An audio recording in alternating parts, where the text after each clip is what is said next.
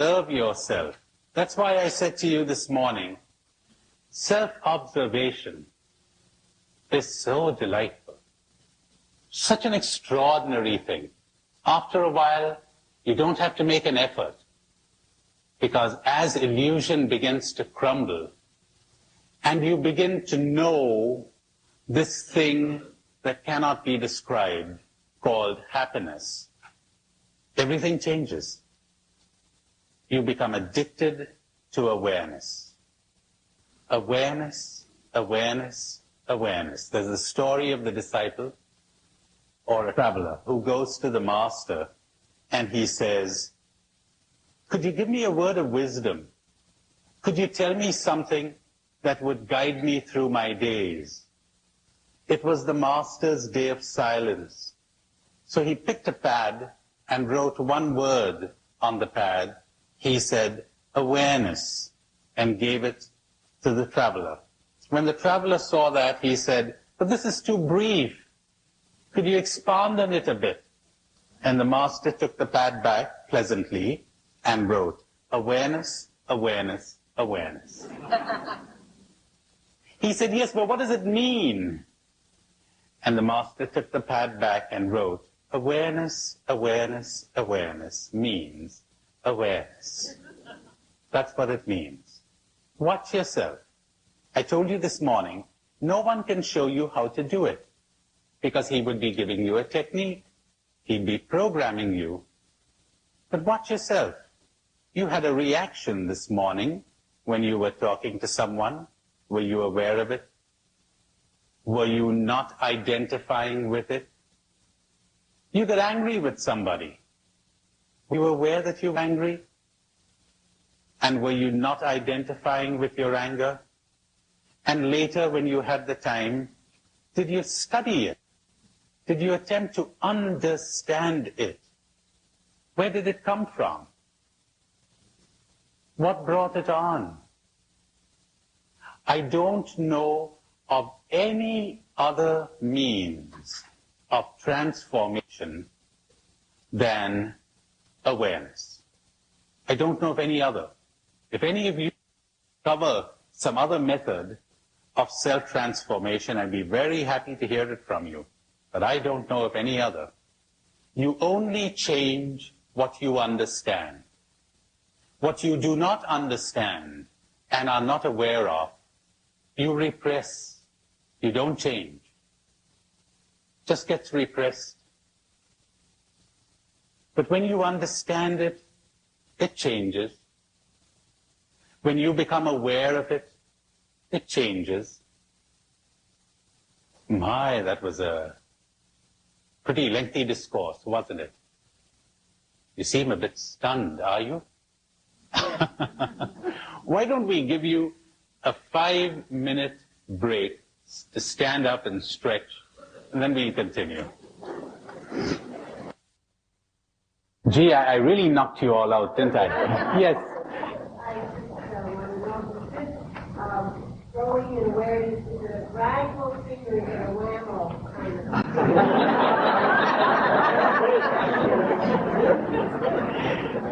I don't know how much help this is going to be, but it's both kind of things. It is. There's some lucky people who see it in a flash. And as far as I know, there is no known means of acquiring this. How do you get it? I don't know. You just become aware. There are others who keep growing into it, slowly, gradually, increasingly. They see things. Illusions begin to drop off. Fantasies begin to be peeled away, and they get in touch with facts. So there's no general rule, really. There's this famous story of the lion who once pounced upon a flock of sheep, and to his amazement, he found a lion among them. It was a lion who had been brought up by the sheep ever since he was a cub, and he would be bleating like the sheep and running around, and the lion went straight for him. And when this sheep lion stood in front of the real one, he trembled in every limb. And the lion said to him, "What are you doing among sheep here?" And the lion said, "I am a sheep." He said, "Oh, no, you're not. You're coming with me." And he got hold of him and took him to a pool. And he said, "Look." And when the lion, who thought he was a sheep, looked at his reflection in the water, in that minute, he was transformed. Was never the same again. If you're lucky, if the gods are gracious, if you are gifted with divine grace, use any theological expression you want, you might suddenly understand who I is. And you'll never be the same again. Never, ever. And that's where you'll dwell. And nothing will ever be able to touch you again. And no one will ever be able to hurt you again. And you will fear no one. And you will fear nothing. Isn't that extraordinary? You live like a king, like a queen. This is what it means to live like royalty, not the rubbish where you get your pictures in the newspapers and where you've got a lot of money. What a lot of rot. And you're as terrified and confused as everyone else. And you're trying to hide it. When you fear no one, because you fear losing nothing. When you fear no one, because you're perfectly content to be nobody. Who wants to be somebody here? What's the use of it all? You don't give a damn. It doesn't matter. Success, failure means nothing. Honor, disgrace, nothing. You make a fool of yourself, means nothing. My, isn't that a wonderful state to be in? Now some people arrive at this painstakingly, step by step, through months and weeks of self-awareness. But I'll promise you one thing, I've not known of one person who would give time to being aware, who wouldn't see the difference in a matter of weeks. Already the quality of your living is changing. You don't have to take it on faith anymore. You're seeing it. You're different. You react differently. In fact, you're reacting less and you're acting more. You see things you've never seen before. You're much more energetic, much more alive. People think that if they had no cravings, they'd be like dead wood. You know what would happen to you? You'd lose your tension. Your fear of failure, your tension about succeeding, and you'd be yourself, relaxed. You wouldn't be driving with your brakes on. That's what would happen. There's a lovely saying of Chuang Tzu that I took the trouble, great Chinese sage Chuang Tzu, that I took the trouble to learn by heart. Hope I remember it, but if we fail, it's all right. It says, when the archer shoots for nothing, he has all his skill. When he shoots for a brass buckle, he is already nervous. When he shoots for a prize of gold, he goes blind, sees two targets. He is out of his mind. His skill has not changed, but the prize divides him. He cares. He thinks more of winning than of shooting. And the need to win drains him of power. Isn't that lovely? Isn't that an image of what most people are?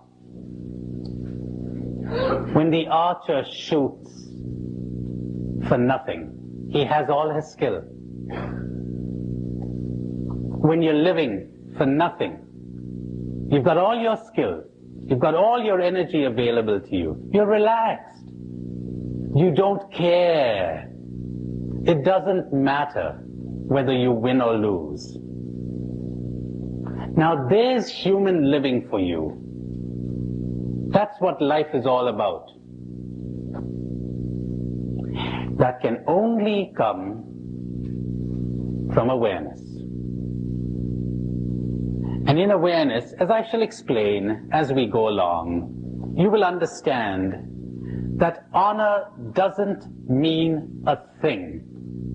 It doesn't. It's a social convention. That's all. And so the prophets didn't bother one bit about it.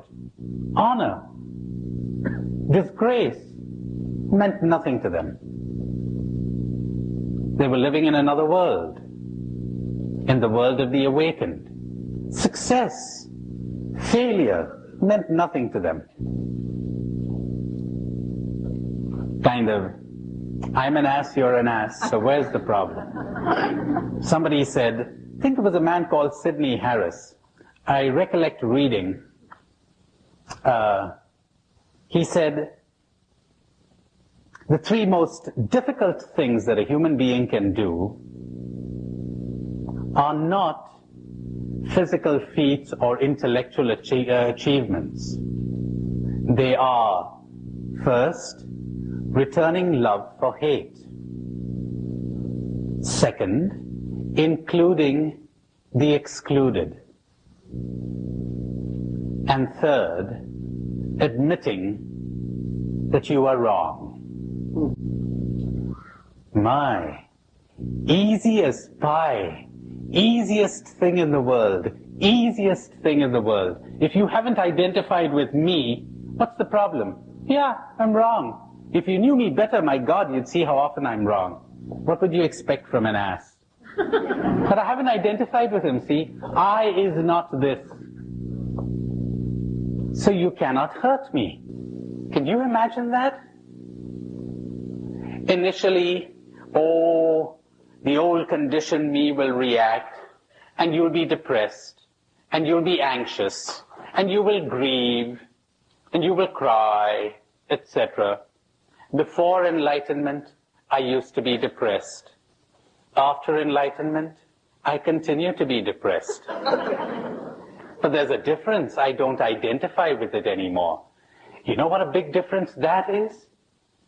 Do you know what it means? I'll say this slowly. Do you know what it means to step outside of yourself and look at that depression and not identify with it and not do a thing to make it go away, and to be perfectly willing to go on with your life while it passes through you and disappears? My, if you don't know what that means, you really have something to look forward to. And the anxiety, there it comes. And you're not troubled. How strange. You're anxious and you're not troubled? Isn't that strange? Isn't that a paradox? And you're willing to let this cloud come in, because the more you fight it, the more power you give it. And you're willing to observe it as it passes by. Do you know something? You can be happy in your anxiety. Isn't that crazy? And you can be happy in your depression. It's just that you got the wrong notion of happiness. You thought happiness was excitement. You thought happiness was thrills. You know something? That's what causes the depressions. Didn't anyone tell you that? You're thrilled.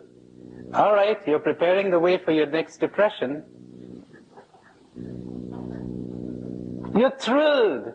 Have you picked up the anxiety behind that? How could I make that last? Somebody said that yesterday evening. How can I make it last? That's not happiness. That's thrills. That's kicks. That's addiction. That's drugs. Talk about the drug addict. My, I've got something to show you. I wonder how many non-addicts there are in this hall tonight. If you're anything like the average group, very few.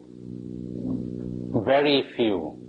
Don't look superiorly down your nose at the alcoholic and the drug addict. Maybe you're just as addicted as he or she is. The first time, I'm becoming personal. The first time I got a glimpse of this world, it was terrifying. Terrifying. To understand what it meant to live alone, to have nowhere to rest your head, but nowhere, to leave everyone free and to be free yourself, to be special to no one, to love everyone, because love does that. It shines on good and bad alike, and it makes its rain to fall on saints and sinners alike. No difference. It doesn't depend on an object to exist. You don't pull it out. It's there, available.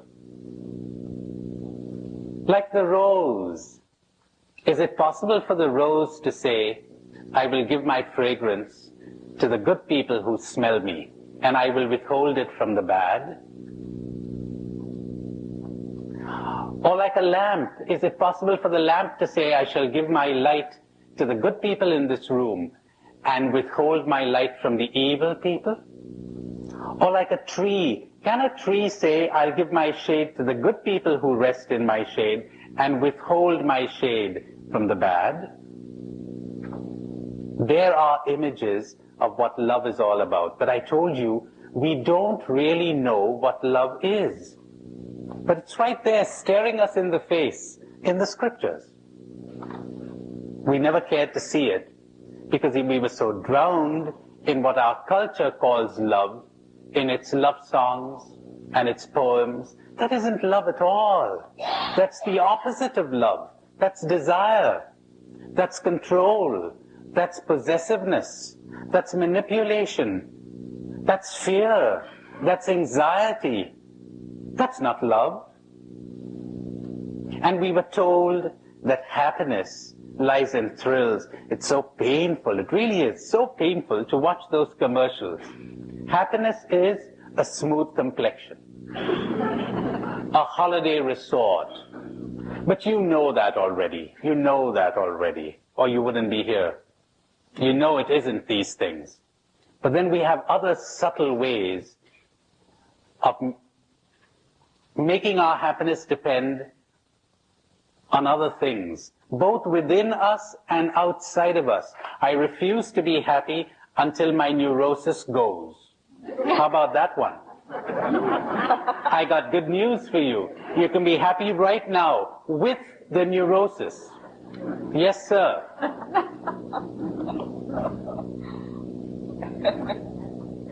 You want even better news? There's only one reason why you are not experiencing what in India we call anand. We have a special word for happiness, for this kind of happiness.